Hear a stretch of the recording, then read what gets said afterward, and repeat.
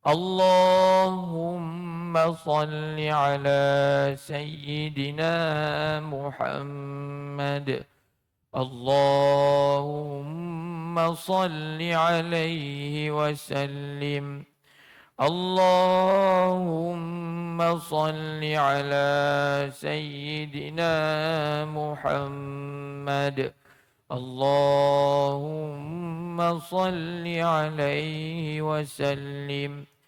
اللهم صل على سيدنا محمد. اللهم صل عليه وسلم. اللهم صل على سيدنا محمد.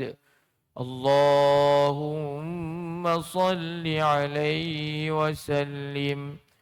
اللهم صل على سيدنا محمد.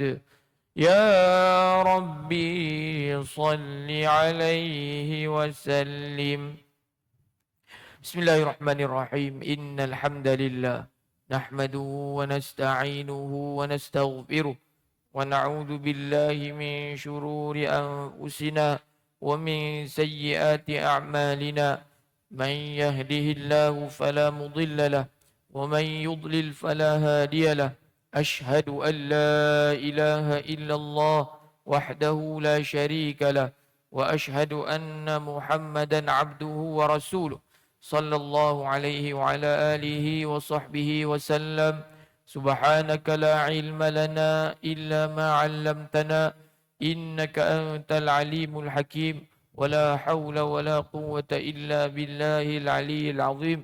رب اشرح لي صدري ويسر لي أمري واحلل عقدة من لساني يفقه قولي.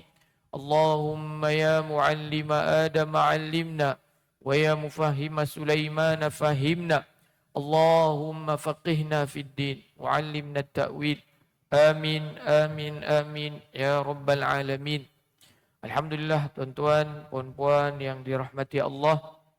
Syukur kita ke hadrat ilahi kerana dengan izin daripadanya, dengan taufik serta hidayah daripada Allah Subhanahu wa taala, alhamdulillah pada pagi yang berbahagia ini sama-sama kita dapat bertemu, sama-sama kita dapat berkumpul di masjid kita ini, dapat sama-sama kita menunaikan salat fardu subuh secara berjemaah.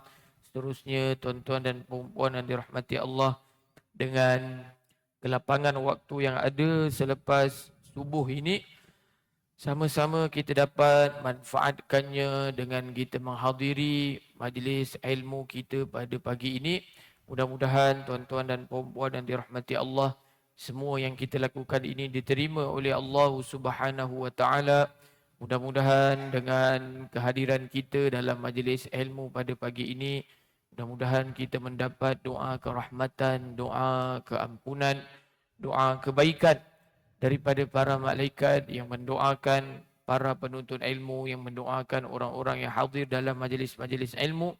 Mudah-mudahan tuan-tuan dan puan-puan yang dirahmati Allah, kita sama-sama akan dapat terus istiqamah dalam menuntut ilmu, dalam menghadiri majlis-majlis ilmu yang diadakan.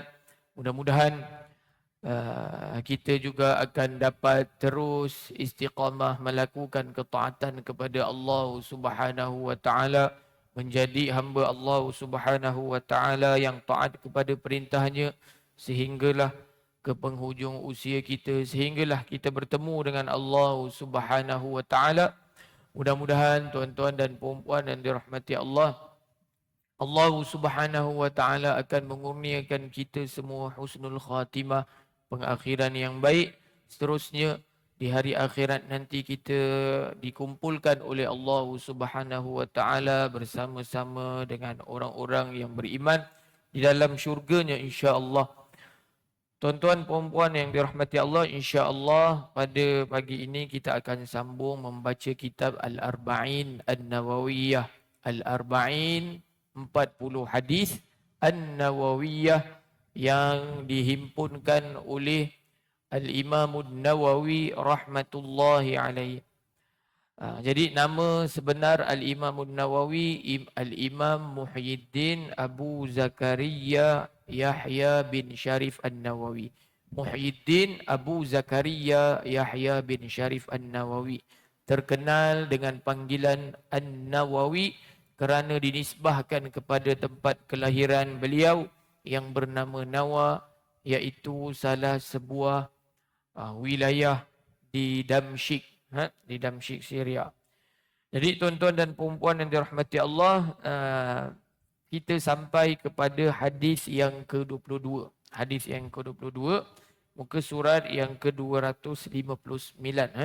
Pada kuliah yang lepas, kita dah ceritakan berkenaan dengan sahabat Nabi SAW yang meriwayatkan hadis yang ke-22 ini, iaitu Jabir bin Abdillah radhiyallahu anhuma.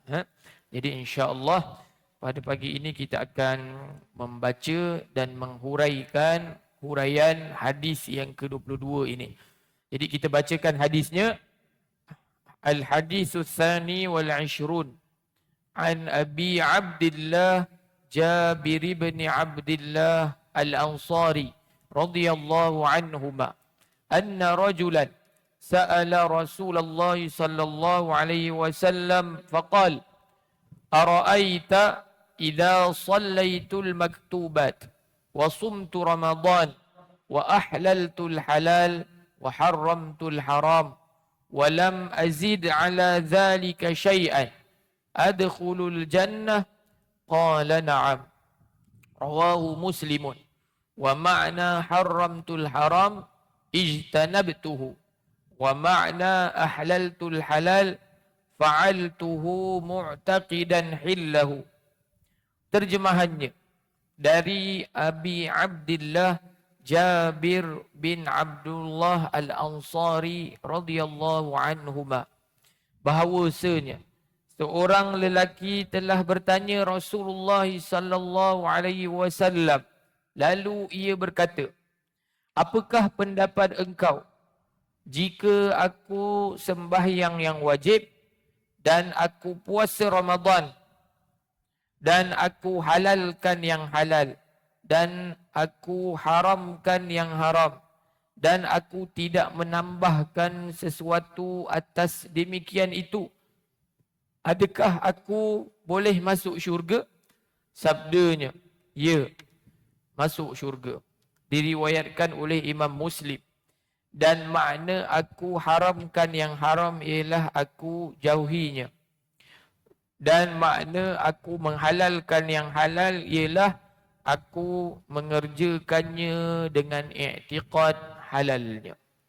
Jadi tuan-tuan dan puan-puan yang dirahmati Allah, hadis yang ke-22 ini adalah berkenaan dengan soalan daripada seorang sahabat Nabi sallallahu alaihi wasallam yang bertanyakan kepada Nabi sallallahu alaihi wasallam, kan, ya Rasulullah, adakah jikalau aku melakukan perkara-perkara yang wajib, kan, aku tidak melakukan perkara-perkara yang sunat, hanya perkara-perkara yang wajib saja aku buat, kan, dan aku menghalalkan yang halal, yang halal aku kata halal, kan, dan aku buat, aku melaksanakan, dan yang haram aku kata haram, aku menjauhinya. Boleh tak perbuatan yang aku buat itu hanya terbatas kepada perkara-perkara yang wajib, boleh tak masuk syurga ya Rasulullah? Kan, maka dijawab oleh Nabi SAW, iya, boleh.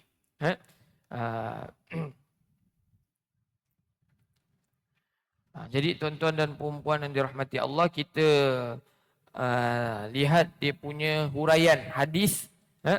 Hadis ini, okey, yang tu kita dah baca berkenaan dengan biografi sahabat Nabi SAW yang meriwayatkan hadis yang ke-22 ini, iaitu Jabir bin Abdillah. Kita terus kepada nilaiannya.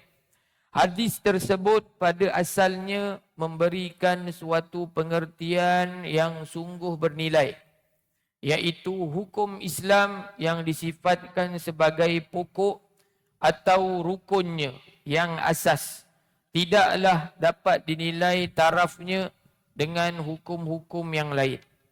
Ini terbukti dari pengakuan tegas dari Rasulullah sallallahu alaihi wasallam sendiri kepada orang yang bertanya mengenai dirinya dikala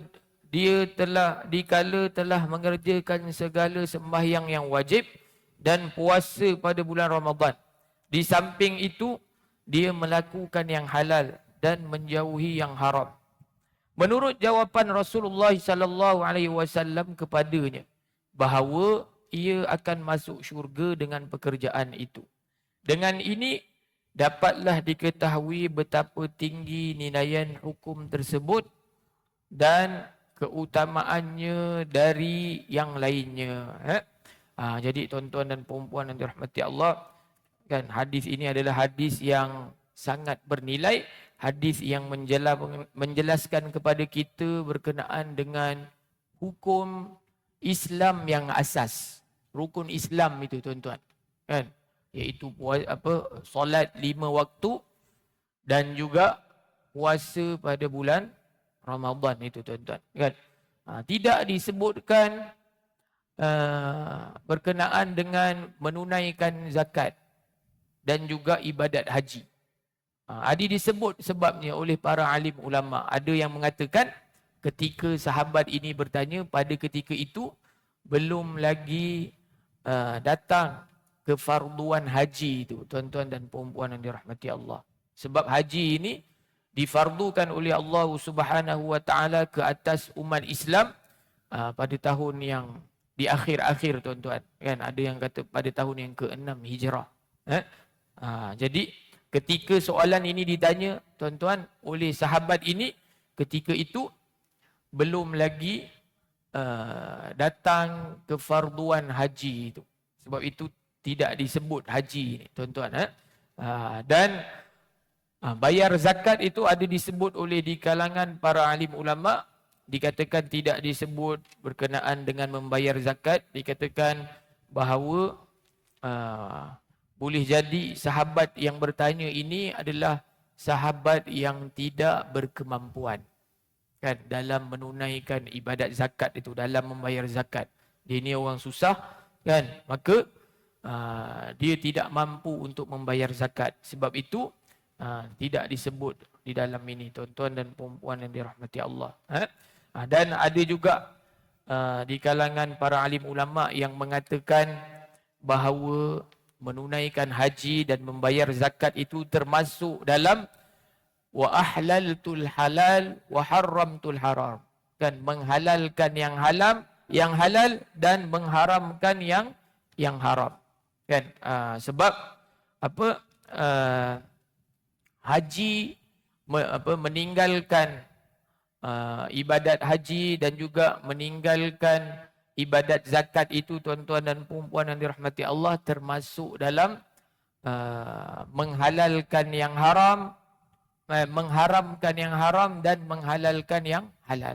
Kalau seseorang itu dia meninggalkan haji itu tuan-tuan, kan, maka ketika itu dia telah melakukan perbuatan yang haram, kan. Dia mampu tetapi dia tidak menunaikan ibadat haji, kan.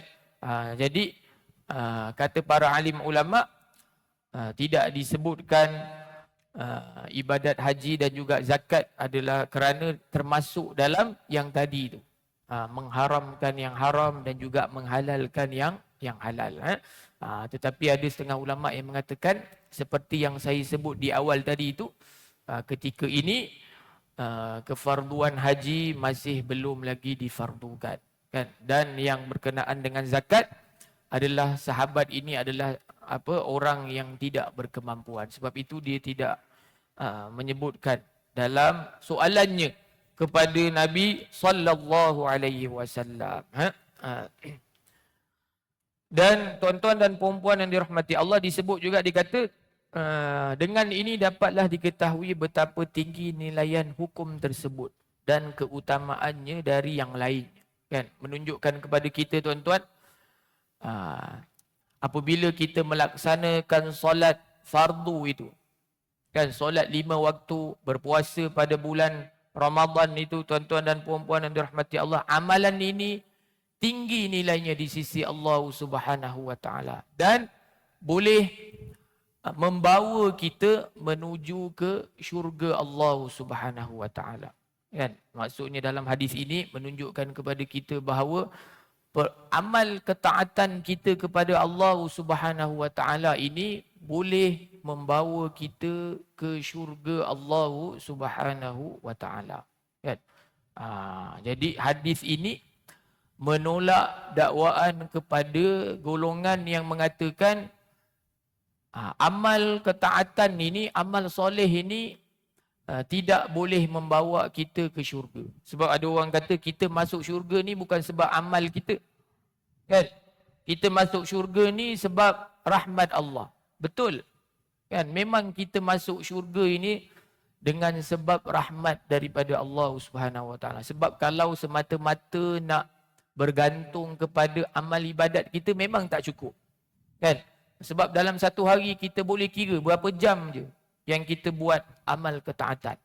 Satu hari ada 24 jam tuan-tuan. Kita tidur je dah 8 jam. Kan? Belum tidur waktu khutbah Jumaat lagi. Tu belum masuk lagi tuan-tuan. Kan? Belum tidur waktu kuliah subuh lagi, kuliah maghrib lagi tuan-tuan. Kan? Kan baru tidur yang rasmi dah 8 jam, 7 jam. Kan? Lepas tu kita masuk tandas dah berapa jam? Kan? Dalam satu hari tuan-tuan. Kan? Dan belum kira lagi waktu kita pergi restoran, kan? Kita pergi lepak-lepak, kita tengok handphone. Zaman sekarang ni tengok handphone berjam-jam tuan-tuan. Kan? Di mana-mana tempat tengok handphone. Kan? Maksudnya dalam 24 jam tu hanya beberapa jam saja yang kita buat ibadat. Kan?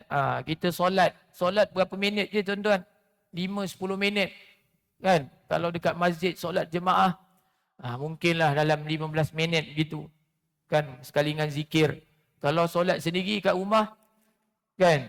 3 minit dah siap tuan-tuan. Kan? Jadi apa yang kita nak sebutkan di sini adalah kalau masuk syurga ini semata-mata kerana ibadat kita, memang semua kita ini tidak layak tuan-tuan. Sebab tak cukup. Kan? Lebih lagi kita ni umat akhir zaman ini, umat yang mana umur umat akhir zaman ini sedikit tuan-tuan. Kan? Kan Nabi SAW bersabda, a'maru ummati ma baina sittin wa sab'in, atau kama qala Rasulullah SAW. Umur umat aku adalah antara 60 hingga 70 tahun. Wa qalilun ma tajawaza dzalik.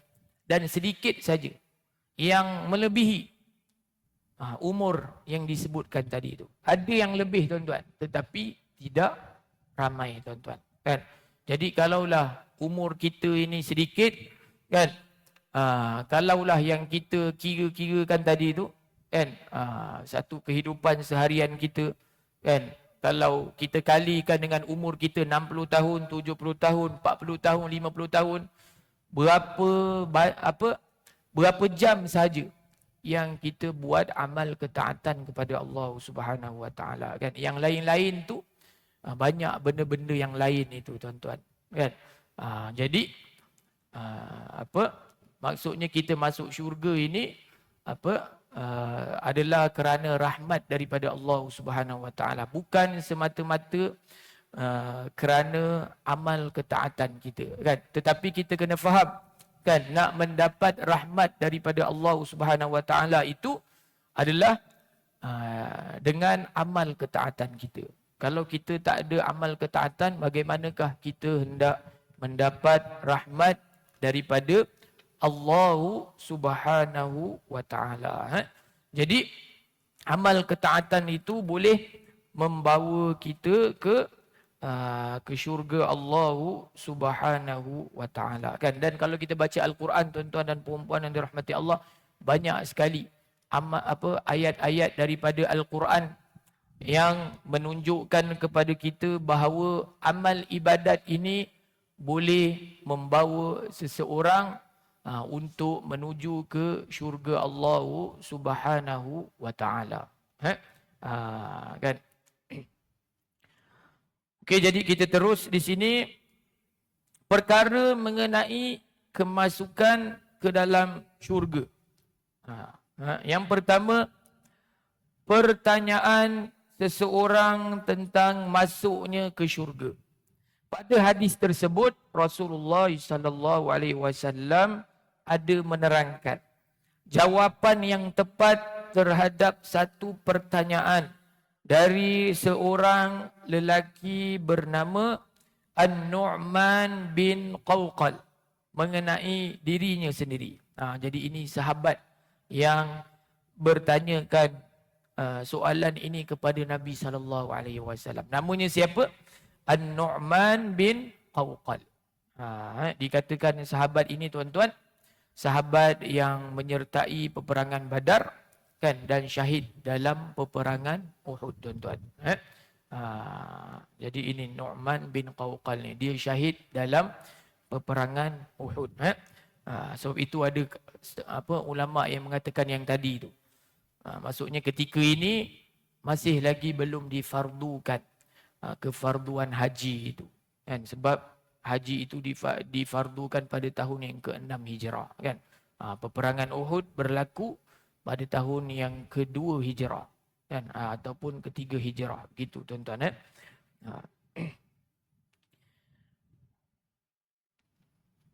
Okey, dari seorang lelaki bernama An-Nu'man bin Qawqal mengenai dirinya sendiri, iaitu apakah pandangan atau pendapat Rasulullah sallallahu alaihi wasallam apabila dia telah mengerjakan atau mendirikan segala sembahyang fardu. Dia buat sembahyang fardu, dia jaga sembahyang fardu kan. Solat 5 waktu itu, tuan-tuan dan puan-puan yang dirahmati Allah. Dia tak buat solat sunat kan, yang dibuat hanya solat fardu saja, dan dibuat di awal waktu. Didirikan secara berjemaah, tuan-tuan dan puan-puan yang dirahmati Allah. Dan berpuasa pada bulan Ramadan kan, berpuasa pada bulan Ramadan, dia puasa yang wajib saja kan, puasa pada bulan Ramadan. Puasa sunat dia tak buat, Isnin Khamis, puasa hari putih, puasa hari Ashura, puasa hari Arafah dia tak buat kan. Dia tanya Nabi SAW kan, ya Rasulullah, aku ni buat solat fardu saja, solat sunat aku tak buat kan. Puasa pun puasa yang bulan Ramadan saja, puasa-puasa sunat aku tak buat. Dan tidak pula diterangkan perkara zakat dan haji kerana mungkin kedua fardu ini belum lagi diwajibkan waktu itu. Ini yang saya sebutkan tadi tu kan. Tidak disebutkan berkenaan dengan zakat dan haji kerana ketika itu belum lagi difardukan kan, kefarduan haji dan zakat kan. Dan ada setengah ulama, tuan-tuan, kalau kita baca syarah yang lain, ada setengah ulama yang mengatakan sahabat ini adalah orang susah dan sebab itu dia tak tanya berkenaan dengan zakat itu, kerana kalau dia orang susah, zakat itu tidak wajib ke atas dirinya. Dan ada setengah ulama yang mengatakan dia termasuk dalam wa ahlaltul halal wa haramtul haram, aku menghalalkan yang halal dan mengharamkan yang haram. Kemudian dia menambah lagi dengan menerangkan bahawa dia melakukan perkara yang halal dengan i'tiqad halalnya, iaitu harus dikerjakannya kerana tiada larangannya. Kan? Jadi dia menghalalkan yang halal. Dia percaya bahawa perkara ini halal kan, dan yang menghalalkannya adalah Allah Subhanahu wa taala kan. Itu yang pertama. Dia percaya bahawa perkara itu halal, dan yang kedua dia mengamalkannya. Kan? Dia mengamalkan. Kan? Dia buat ibadat itu tuan-tuan. Kan? Dia buat semua ibadat. Tuan-tuan dan puan-puan yang dirahmati Allah.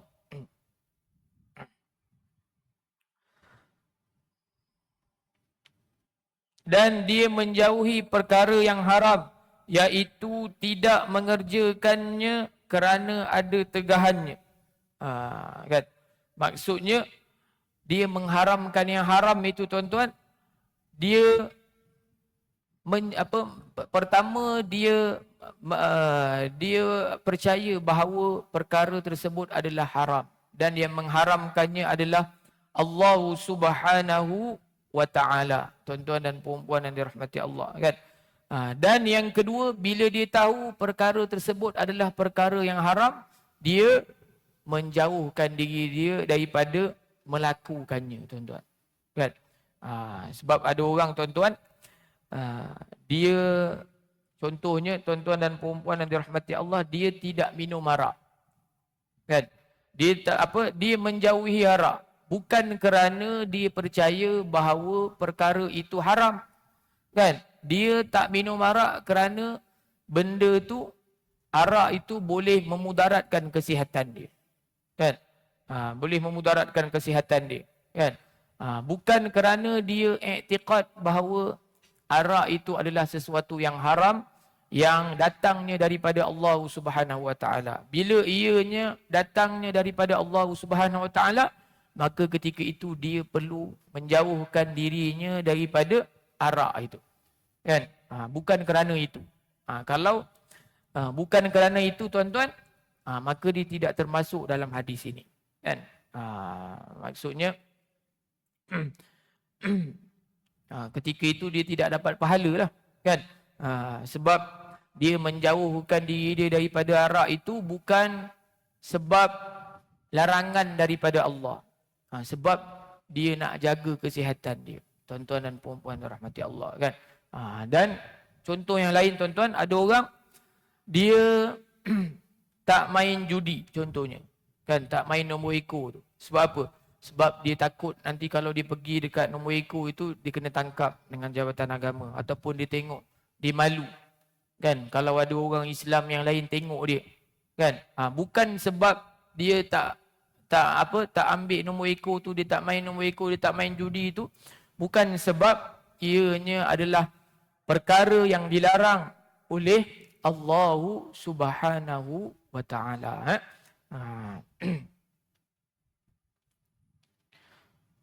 Dan dia tidak menambahkan satu perbuatan sunat, iaitu yang tidak wajib. Kan? Maksudnya dia tak buat perkara-perkara sunat, dia tak buat. Dia buat yang fardu saja, yang wajib saja. Kan? Pendek kata, yang dikerjakan hanya perkara yang wajib atau fardu saja, tidak yang sunat. Akhirnya ia minta penegasan, iaitu adakah ia masuk syurga? Ditanya Nabi SAW. Nu'man bin Qawqal ditanya Nabi, boleh ke ya Rasulullah, aku hanya buat benda yang wajib saja, perkara sunat aku tak buat. Kan? Tapi dengan syarat perkara-perkara yang wajib itu dibuat dengan sempurna lah. Kan? Solatnya di awal waktu, kan? Solatnya secara berjemaah, kan? Puasa bulan Ramadannya dengan dia menjaga segala perkara-perkara yang boleh mengurangkan pahala puasa dia. Kan? Jadi ditanya Nabi, bolehkah ya Rasulullah aku masuk syurga dengan hanya melakukan perbuatan-perbuatan yang wajib saja? Inilah penjelasan pertanyaan yang amat penting, yang memerlukan kepada jawapan daripada Rasulullah sallallahu alaihi wasallam sendiri.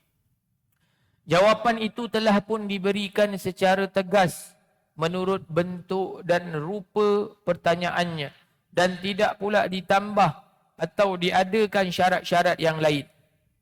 Rasulullah sallallahu alaihi wasallam mengatakan kepadanya sebagai jawapan, iaitu ya. Betul, engkau masuk syurga. Maksudnya dalam jawapan Nabi, Nabi SAW tak sebut pun syarat-syarat. Kan? Terus Nabi SAW memberikan jawapan yang jelas. Kan? Iaitu Nabi kata, ya boleh. Boleh masuk syurga. Ha? Ha. Nyatalah bahawa hadis ini menunjukkan secara terang bahawa orang yang menunaikan segala yang wajib, menjauhi segala yang haram akan masuk syurga. Jadi tuan-tuan dan puan-puan yang dirahmati Allah, dalam surah Fatir, dalam surah Fatir tuan-tuan ada disebutkan ayat Al-Quran berkenaan dengan 3 jenis golongan ataupun 3 jenis orang-orang yang beriman itu tuan-tuan dan puan-puan yang dirahmati Allah. Saya bacakan hadisnya. Allah Subhanahu wa taala berfirman, "Tsumma awrasnal kitaba alladhina istafaina min ibadina faminhum zalimun li nafsihi wa minhum muqtasidun wa minhum sabiqun bil khairati bi idznillah. Dzalika huwal fadlul kabir." Yang bermaksud, kemudian kami jadikan Al-Quran itu diwarisi oleh orang-orang yang kami pilih dari kalangan hamba-hamba kami. Jadi di sini Allah Ta'ala nak jelaskan 3 jenis golongan orang-orang yang beriman itu. Kan? Al-Quran yang kami wariskan kepada hamba-hamba kami. Kan? Golongan yang pertama, maka di antara mereka ada yang berlaku zalim kepada dirinya sendiri. Ini golongan yang pertama tuan-tuan. Kan? Faminhum zalimun li nafsi.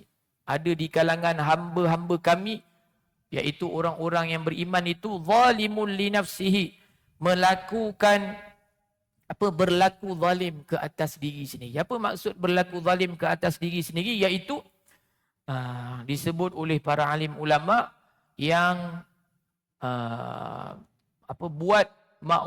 buat ketaatan dan buat dosa. Kan?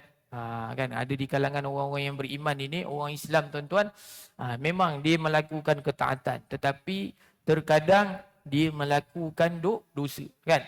Disebut dalam ayat yang lain tu, khalatu amalan salihan wa akhara sayyi'a, mencampurkan amalan soleh dengan amalan kejahatan itu tuan-tuan. Kan? Ini golongan yang pertama, jenis, kan?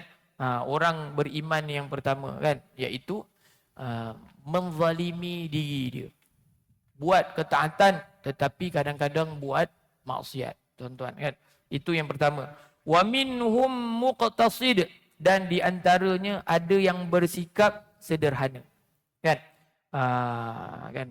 Ada yang bersikap sederhana. Sederhana inilah yang masuk dalam hadis kita ni, kan? Iaitu apa? Dia buat perkara-perkara yang wajib, kan?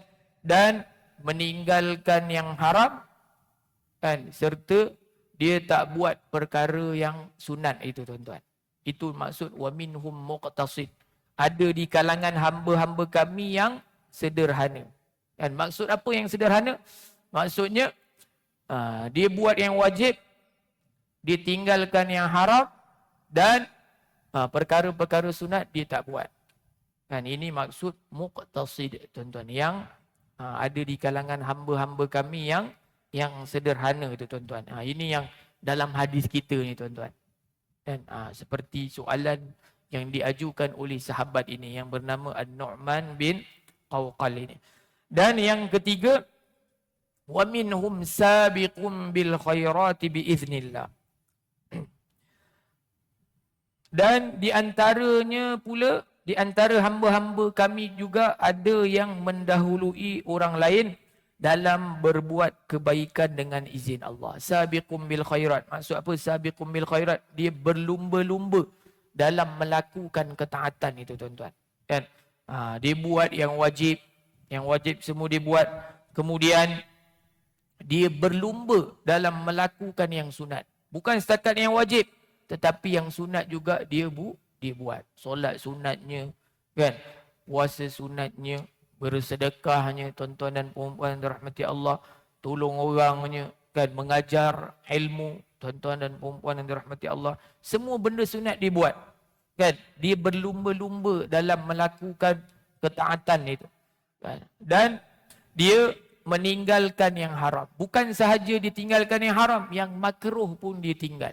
Ini golongan yang ketiga, tuan-tuan. Sabiqum bil khairat. Orang yang berlumba dalam melakukan ketaatan kepada Allah Subhanahu Wa Taala. Kan?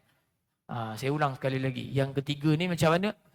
Yang perkara wajib semua dibuat. Kan? Dan dia berlumba-lumba dalam melakukan perkara-perkara yang sunat. Kan? Yang kedua tadi tu perkara sunat tak buat. Kan? Dan yang ketiga dia buat apa? Melakukan, dia meninggalkan yang haram. Bukan sahaja yang haram ditinggal, yang makruh pun dia tinggalkan, tuan-tuan. Jadi tiga golongan ini, sebelum itu Allah Ta'ala sebut dzalika huwal fadlul kabir. Yang demikian itu ialah limpah kurnia yang besar dari Allah Subhanahu Wa Ta'ala. Kan? Yang jenis golongan yang ketiga itu adalah kelebihan yang Allah Ta'ala bagi dekat dia. Kan? Perfect, tuan-tuan dan puan-puan rahmati Allah. Yang wajib buat, yang sunat buat, kan? Yang haram tak buat. Bukan saja yang haram, yang makruh pun tak buat. Ini semua adalah limpah kurnia, kelebihan yang Allah Ta'ala berikan kepada dia. Ayat yang seterusnya, apa yang Allah Ta'ala sebut? Jannatu adni yadkhulunaha. Balasan mereka ialah tiga golongan yang tadi itu, tuan-tuan. Kan? Tiga jenis, jenis ataupun golongan hamba-hamba Allah tadi itu, balasan mereka ialah syurga-syurga adn. Kan? Yang mereka akan masukinya. Mereka dihiaskan di dalamnya dengan gelang-gelang tangan dari emas dan mutiara. Dan pakaian mereka di situ adalah dari sutera. Kan? Jadi Allah Ta'ala sebutkan dalam ayat surah Fatir ini, tiga jenis golongan hamba-hamba Allah Ta'ala ini, semua mereka itu boleh masuk syurga, tuan-tuan. Ini rahmat daripada Allah Subhanahu Wa Taala. Walaupun golongan yang pertama tadi tu, yang zalimun li nafsi, yang menzalimi diri mereka tadi tu, yang mencampurkan amalan soleh dengan amal kejahatan itu, tuan-tuan. Kan? Orang yang macam ni pun boleh masuk syurga juga, tapi ada syaratnya, kan? Mestilah amal ketaatan itu lebih banyak daripada amal kejahatan, tuan-tuan. Kan? Jadi itu syaratnya. Jadi dalam ayat ini, ayat dalam surah Fatir ini, para alim ulama mereka mengatakan inilah ayat yang arja ayatin fi kitabillah. Ayat yang paling diharapkan dalam kitab Allah, dalam Al-Quran. Kan? Sebab apa? Sebab dalam ayat ini Allah Ta'ala sebut tiga golongan ini dan tiga-tiga boleh masuk syurga. Kan? Arja, ayat yang paling diharapkan. Kan? Sebab kita ni semua, tuan-tuan dan puan-puan dirahmati Allah, adalah hamba Allah Ta'ala yang tidak lari dari melakukan kesalahan, tuan-tuan. Kan? Jadi Allah Ta'ala sebut orang yang buat salah pun boleh masuk syurga juga, tuan-tuan. Kan? Di samping dengan maksudnya orang yang golongan yang kedua, kan, dan golongan yang ketiga tadi tu, kan. Jadi walaupun begitu, tuan-tuan dan puan-puan dirahmati Allah, janganlah kita bermudah-mudah dalam melakukan perbuatan maksiat itu, tuan-tuan. Kita maksudnya kita cuba sedaya upaya untuk menjauhkan diri kita daripada buat maksiat itu, tuan-tuan dan puan-puan yang dirahmati Allah. Jadi itulah, tuan-tuan dan puan-puan dirahmati Allah, berkenaan dengan tiga golongan orang-orang yang beriman, kan, orang-orang Islam yang disebutkan oleh Allah Subhanahu Wa Taala dalam ayat surah Fatir, kan. Dan golongan kedua inilah yang termasuk dalam hadis yang kita baca ini, kan, iaitu golongan yang sederhana itu, tuan-tuan dan puan-puan yang dirahmati Allah. Jadi seterusnya, insya-Allah kita akan sambung pada kuliah yang akan datang, tuan-tuan dan puan-puan dirahmati Allah. Ada lagi sedikit sambungan huraian daripada pengarang kitab kita ini, iaitu Syekh Mustafa Abdul Rahman berkenaan dengan hadis ini. Jadi insya-Allah kita akan sambung huraiannya pada kuliah yang akan datang. Mudah-mudahan ada manfaatnya. Apa yang baik datangnya daripada Allah Subhanahu Wa Taala, yang tidak baik datangnya dari kelemahan diri saya sendiri. Jadi kita tutup kuliah kita pada pagi ini dengan membaca tasbih kafarah dan surah Al-Asr. Subhanakallahumma wa bihamdika asyhadu an la ilaha illa anta astaghfiruka wa atubu ilaik. Bismillahirrahmanirrahim. Wal 'asr innal insana lafi khusr illa alladhina amanu wa 'amilus salihati wa tawasaw bil haqqi wa tawasaw bis sabr. Bismillahirrahmanirrahim. Allahumma anfa'na bima 'allamtana wa zidna 'ilma ma yanfa'una. Allahumma inna nas'aluka 'ilman nafi'a wa rizqan thayyiba wa 'amalan mutaqabbala. Allahumma inna na'udzu bika min 'ilmin la yanfa' wa min qalbin la yakhsha' wa min nafsin la tashba' wa min da'watin la yustajabu laha. Allahumma ati anfusana taqwaha wa zakkiha anta khairu man zakkaha anta waliyuha wa maulaha. Asbahna wa asbahal mulku lillah walhamdulillahi la syarika lah. La ilaha illa huwa wa ilayhin nusyur. Asbahna ala fitratil Islam wa kalimatil ikhlas wa ala dini nabiyyina Muhammadin sallallahu alaihi wasallam wa ala millati abina Ibrahim hanifa wa ma kana minal musyrikin. Allahumma bika asbahna wa bika amsayna wa bika namutu wa ilaykan nusyur. Allahumma anta rabbi, Allahumma anta rabbuna.